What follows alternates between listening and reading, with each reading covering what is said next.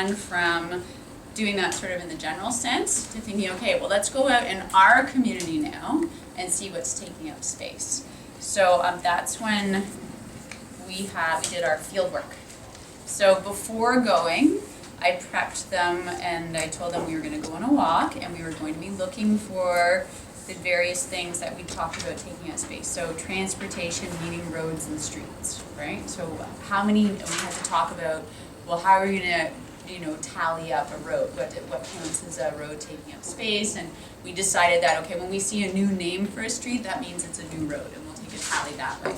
So again, like they're coming up with a lot of this stuff, looking for buildings and then looking for parks. And really, it was interesting to see some of them again are practicing even taking their tallies, like we had done it before. But it was so easy to see the difference as we were walking, how many tallies the buildings got, and then how many tallies the green space got.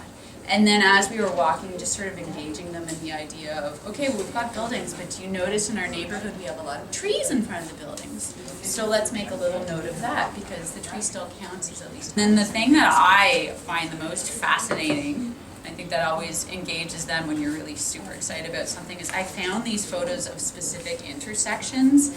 This was Spadina and St. Clair, and then this one was Avenue Road in St. Clair. So we literally walked over to Spadina, St. Clair and took the photo and made notes of how it had changed. And it was like, this one is incredible because it was just farmland and trees.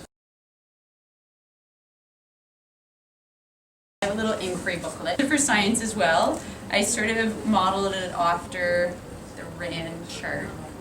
I don't know if you've ever seen it. It's like a really fancy KWL. It's a great tool. I find I've used it to start off science units before, and it's got, sort of what I think I know, and then it's got a column for confirmed, and goes on to, what I learned and new wonderings, which is the great thing. So now they've got new questions. So that's sort of how I modeled my inquiry booklet, and basically, because it's grade 1, I'm trying to simplify, right, and make it as easy for them to record information as possible. We used a web to try and sort of focus our topics, because again, trying to guide them. It's not just full open inquiry with no parameters.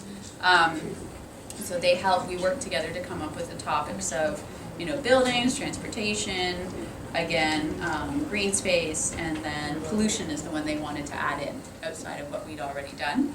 And then after I reviewed the questions, some of them were, getting there, some of them were a little too general.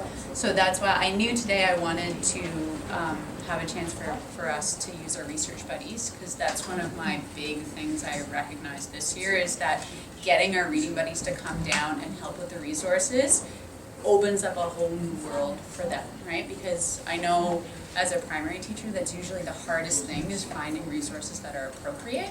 And if you have access to another grade to come and sort of be the leaders in that sense, all of a sudden all those books in the library and all those videos and all those articles are accessible to you. Okay,